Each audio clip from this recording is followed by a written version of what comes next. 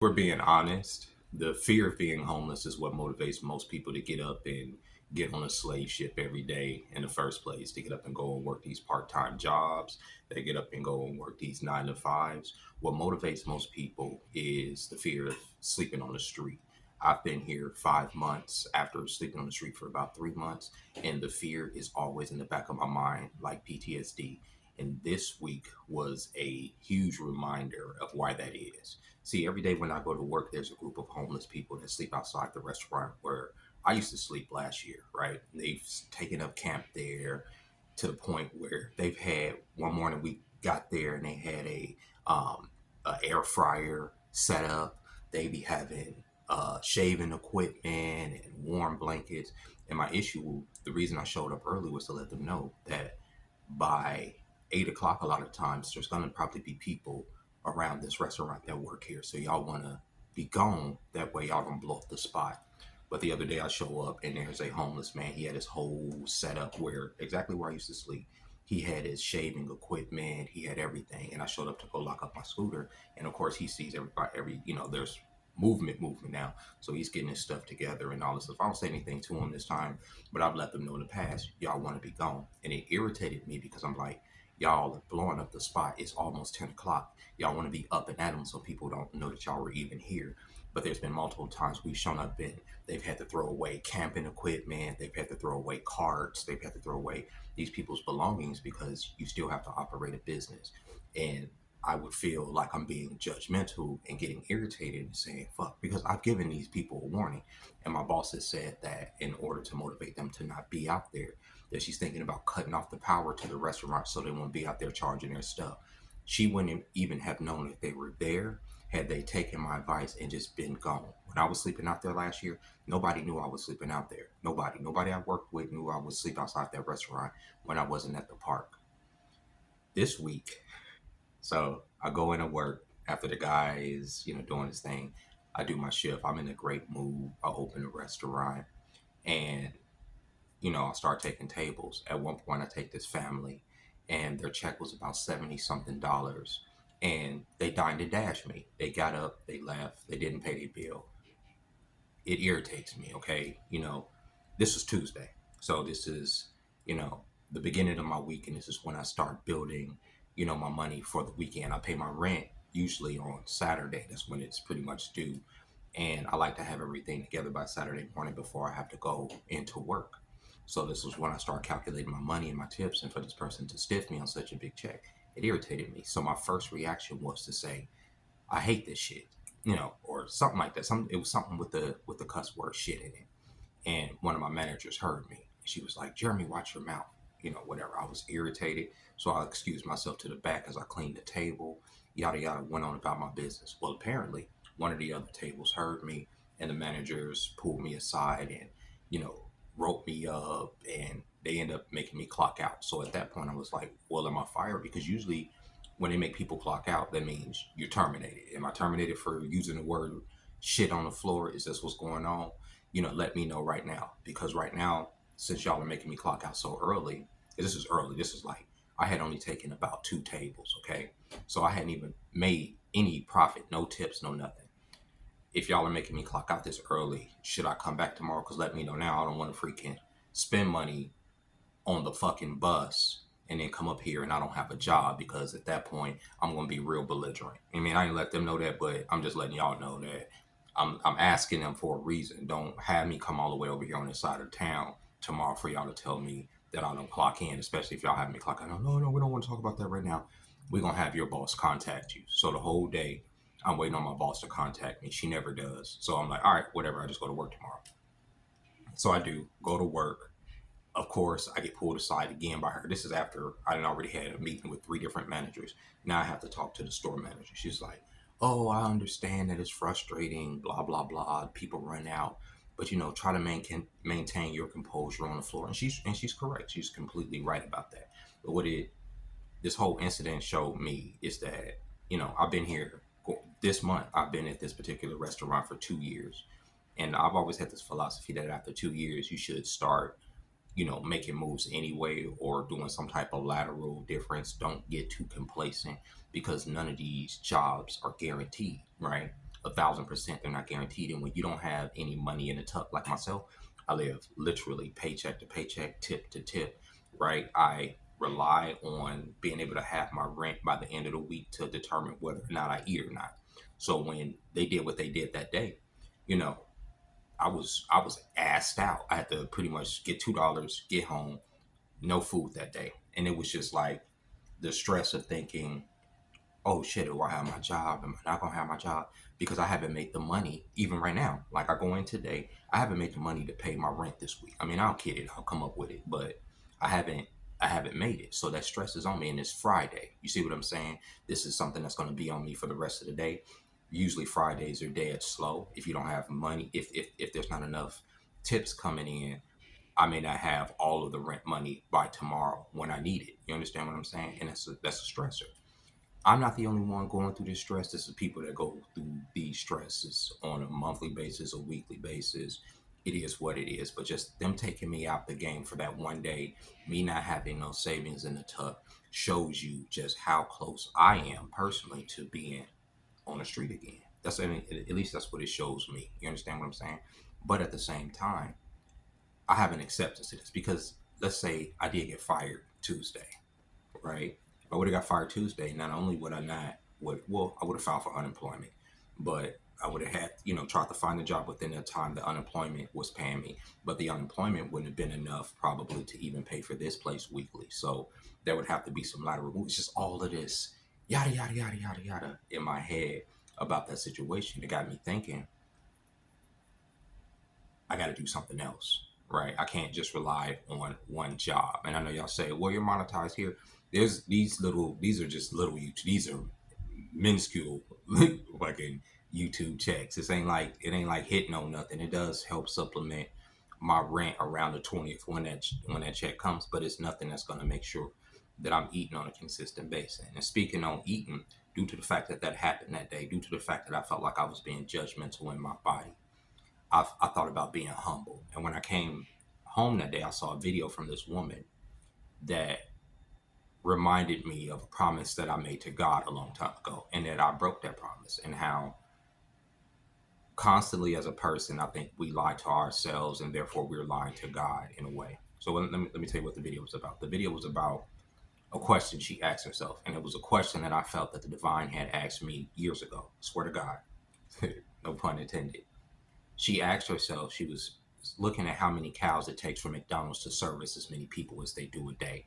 And she came to the number that McDonald's has to theoretically slaughter 600 cows a day in order for them to fill the quota to to feed everybody that they feed on a day-to-day basis here in America. And so the logical question came up in her head is, where the fuck are all these cows? Where do they get all this meat? Right? And it reminded me of the day I made a promise to God. Burger King had this weird dollar chicken, like 10 pieces for $1. This was just a few years ago. And it was like, oh, you can get 10 chicken nuggets for $1, right? It was something like that for $1.50. It was really cheap. So I was with some of the homies. We got like all these chicken nuggets, and I just had them in this bag. We were at the kickback, and I'm just banging out nuggets, banging out nuggets, banging out nuggets like crazy. And that question popped in my mind. It wasn't from me, it was a question. And that's why I say it was from the divine, is a godly question. Where's all this meat coming from? You sitting here at this random kickback in the middle of the desert. Where are these chicken farms? Where you don't see no chickens. Where the fuck are these chickens come from? Not to the quantity to where you could be able to indulge in eating this much chicken meat for $1 and whatever the case. I think it was $1.50 something. And they were absolutely delicious, but I got this nauseating feeling on my stomach of, where the fuck is this meat coming from? What the fuck is it? What am I actually eating? Because this ain't chicken. Come on now. It ain't this many goddamn chickens in the world for just this random nigga to be able to indulge and just banging out chicken. Bang. Because at that point, I'm just I just got pretty much a couple chickens to myself. And I know you can go into Walmart, you get the chickens, and it's like, but it was a divine question that caused me to be vegetarian for a year and a half, because I made a promise to God that I wouldn't eat meat again. But because of vanity, because of ego, eventually I did eat meat because I liked the way, it made my body look, right? When I don't eat meat, it drains me. So I broke a promise to God for vanity reasons. You understand what I'm saying? And it got me thinking, I need to keep that promise and stop eating meat. Don't ask me why, but it was just that random video that came to me that reminded me that I need to humble myself and do something, to sacrifice something for the blessings that have been given to me. You understand what I'm saying? For the insight that has been given to me, to the fact that, I am able to adjust and adapt and,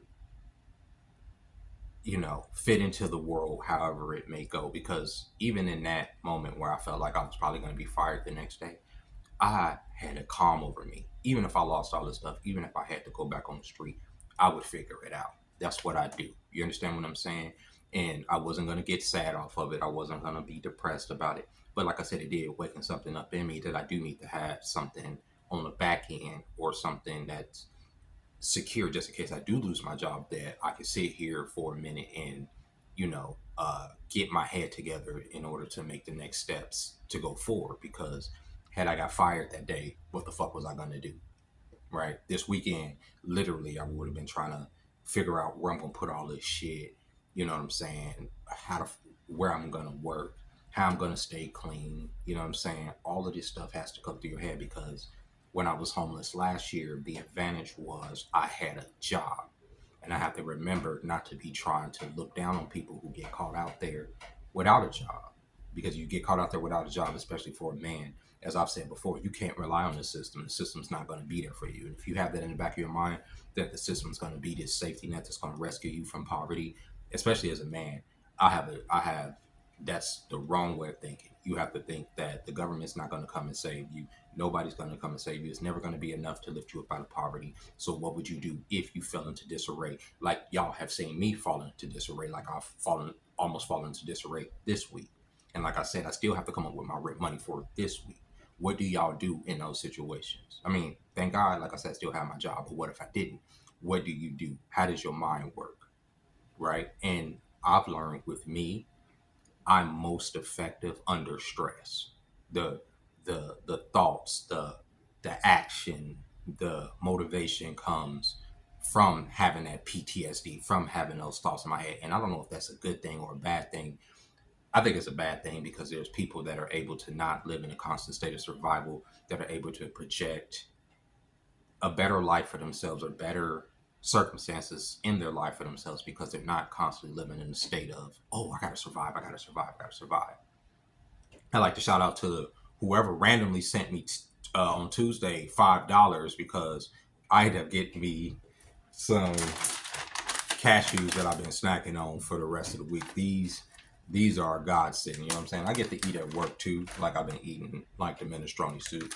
But I'm gonna reevaluate my diet. I'm gonna reevaluate, my vegetarian lifestyle, and I'm gonna invite y'all to see what I eat in doing it. So y'all not gonna see me eating the freaking pastrami glizzies no more. I'm not gonna be at White Castle, but there are other options for me. I'm not vegan. I know people be getting confused with, oh, you're vegetarian, vegan, you can't eat this. You can't. I can eat anything. I don't eat meat. This is it. It's not that complicated. It's not a religion for me. If somebody slips some meat into something, I'm not gonna die because it's not that serious. But for me, it is a conscious effort that I'm not gonna cook meat, buy meat, consume meat, willingly, because I don't need to. I really don't. Especially like this week when you surviving on lentils and nuts and lentils and oatmeal and shit. It is what it is. It's a humbling thing, and I will continue to remind myself to not be so irritated when a nigga get on a bus and he smells like ass, because obviously he hasn't, showered in a minute. You don't think that you detach from what you've been through so quickly. I was just there. I know how easy it is to lose your mind out there, because it was times where I could feel myself slipping. And what kept me from slipping was to always have a point of reference, a destination, whether it was going to the park, whether it was going to the gym, whether it was going to work, whatever it was to always have a destination, no matter how exhausted I am. Because in a state of exhaustion, in a state of fear, in a state of survival, when you're out there, you lose this. Like, you lose this ability to sit here and comfort and reason your way out of your situation because you're, oh, okay, where am I going to sleep tonight? Okay, how am I going to, especially if you have a child, how am I going to shower? Okay, I don't want them to see me over here with me with the bike at the time. Oh, this fucking bike. Oh, I'm going to carry this bike. What time does I got to be over there by the stores to make sure the store, I don't want to go through that shit no more. You keep that shit in the back of your mind, but at the same, you don't want to go through it. I don't want to see other people go through it. You know what I'm saying? But that's where we were. So yeah, I almost got fired this week. Thank God I didn't. And it is what it is. And with that being said, ladies and gentlemen, thank you guys for joining me. This is just an update video. Happy Friday. I will go live on Sunday. I'm off Sunday. Just to, touch bases with y'all. That's how I prefer to interact with the people that watch me, is through the little lives that I do. I'll try not to get irritated. I'll try not to crash out. There ain't gonna be no promises, you know what I'm saying?